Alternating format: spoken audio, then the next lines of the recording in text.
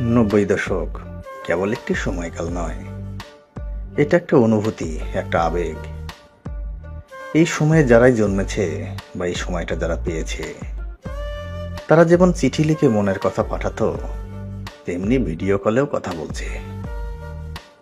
চিঠি পাঠিয়ে অপেক্ষায় থাকার স্বাদ যেমন তারা পেয়েছে, তেমনি মাত্র কয়েক সেকেন্ডে প্রিয়জনের দেখার সুখটাও পেয়েছে। 90 দশকের ছোটদের সময় কেটেছে খুব চমৎকার ভাবে।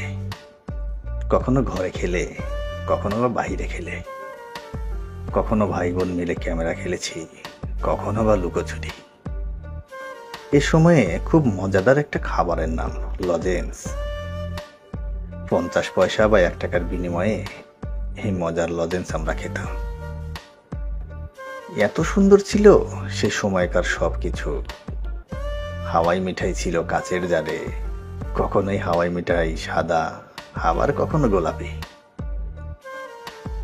ঘরে বসে সময় কাটানো ছিল চমৎকার খেলা লুডো, কখনো 4 জন আলাদাভাবে, কখনো আবার দুজন দুজন করে জোড়া করে। সবাই মিলে এই লুডো খেলতে গিয়ে কখনো হয়েছে রাজ্যের যুদ্ধ, আবার কখনো হয়েছে রাজ্য জয় করার মতো আনন্দ। বিকেলে বা সন্ধ্যায় দেখা হতো টেলিভিশন।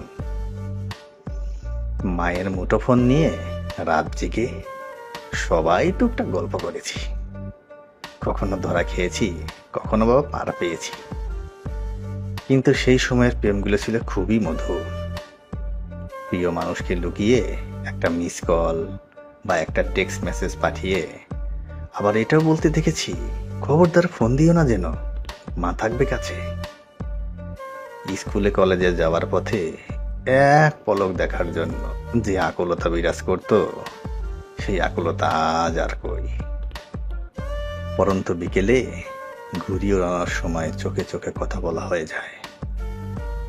কখনো মনের কথা জানতে লেখা হতো চিঠি, সেটা পৌঁছাতে আবার খবর ফিরে আসতে সময় লাগত। কখনো 1 সপ্তাহ, কখনো 2 সপ্তাহ। অপেক্ষার প্রহর গুনার ভেতর যে কি ভালোবাসা বিদ্যমান, তার 90 দশকের এই মর্মগাথাই প্রতিফলন। তখনকার সময়ে ঘর ছোট বা বড় যেমনই হোক না কেন, বারান্দা বা খোলামেলা আঙিনা থাকতো। জায়গা জমির একটা বড় অংশ জুড়ে থাকতো বাগান। সেই বাগানে থাকতো ফুলে ফলের নানা রকম গাছ।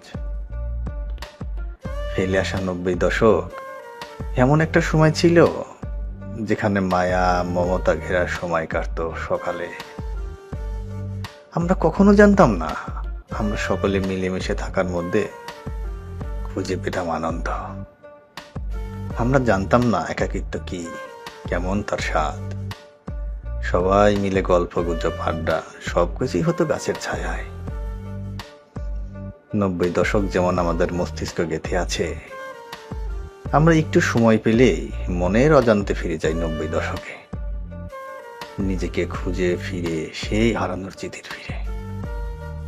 আপনারা যদি এমন হয়ে থাকে তাহলে কমেন্টে জানাবেন, আরো জানাবেন আপনার ফেলে আসা 90 দশকের কোনো মিষ্টি ঘটনা।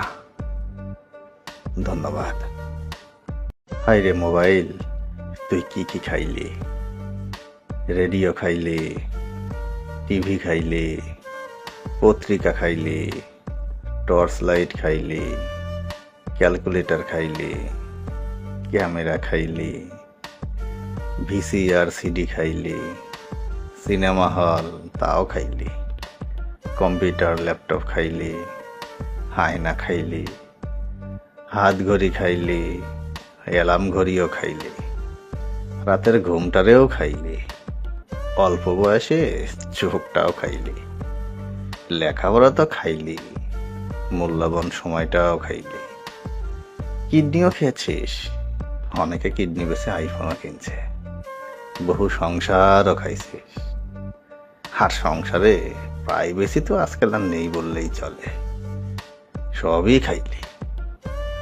আমরা ছোটবেলা সময় পেলেই বড় ছোট সবাই একত্র বসে গল্প আড্ডা দিতাম। কতই না মধুর ছিল দিনগুলো। আর এখন মায়ের পেট থেকে পড়েই মোবাইল নিয়ে বসে যায়।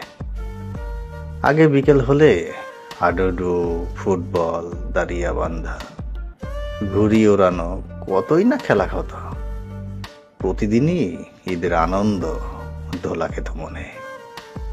আফসোস, এখনকার পোলাপান মোবাইল নিয়ে চোরের মতো চিপায় বসে থাকে। 5 জন বন্ধু এক হলেও কথা হয় না, সবাই ঘাড় নিচু করে ফোন টিপে। আগের মতো আর কেউ খেলেও না, গ্রামে কোনো আনন্দময় অনুষ্ঠানও হয় না। চোখ বন্ধ করলেই এ জাতির অন্ধকার দিনগুলো দেখতে পাই।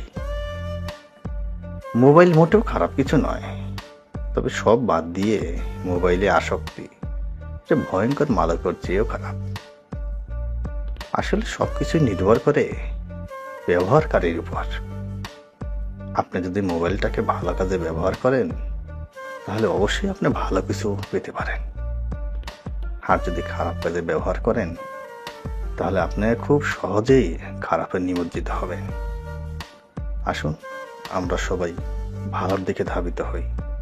আপনার সন্তানকে মোবাইলে আসক্ত থেকে দূরে নিয়ে আসুন, তাদেরকে সময় দিন।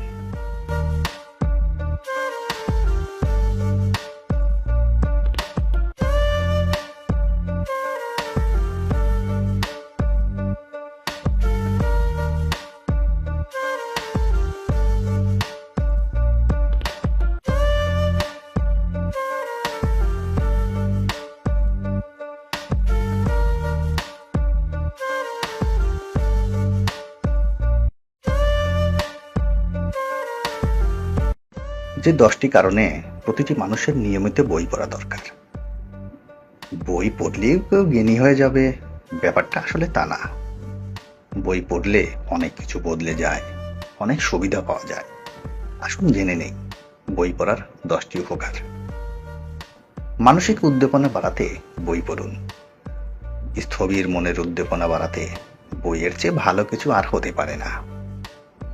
স্ট্রেস কমাতে বই পড়ুন। খুবই মানসিক চিন্তায় আছেন, সুন্দর একটা বই পড়া শুরু করুন, দেখবেন অবসাদ কমে যাবে। জ্ঞান বাড়াতে বই পড়ুন। এক কথায় বই হলো জ্ঞানের ভান্ডার। শব্দ ভান্ডার বিস্তার করতে বই পড়ুন। একমাত্র বই পড়ার মাধ্যমেই আপনি নতুন শব্দ ভান্ডারে নিজেকে সমৃদ্ধ করতে পারেন। স্মৃতি উন্নয়ন করতে বই পড়ুন। বই আপনার স্মরণ শক্তি বাড়াতে দারুণ কার্যকরী ভূমিকা রাখে।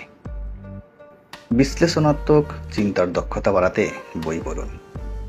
বই পড়ার মাধ্যমে আপনার যে কোনো একটা বিষয়ে বিশ্লেষণ করার ক্ষমতা অথবা দক্ষতা বৃদ্ধি পায়। চিন্তার উৎকৃষ্টতা বাড়াতে বই পড়ুন। শুধু যে আপনি ভালো বিশ্লেষণ করার ক্ষমতা অর্জন করবেন তা না, ভালো বই পাঠ চিন্তার উৎকর্ষতা বাড়াতে সাহায্য করে। ভালো লেখার ক্ষমতা বাড়াতে বই পড়ুন। শুদ্ধ করে বই পড়লে সুন্দর শব্দ চয়নে লেখার দক্ষতা বৃদ্ধি পায়।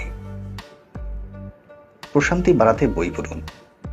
মানসিক প্রশান্তি বাড়াতে বইয়ের চেয়ে ভালো কিছু আর হতে পারে না। বিনোদনের জন্য বই পড়ুন।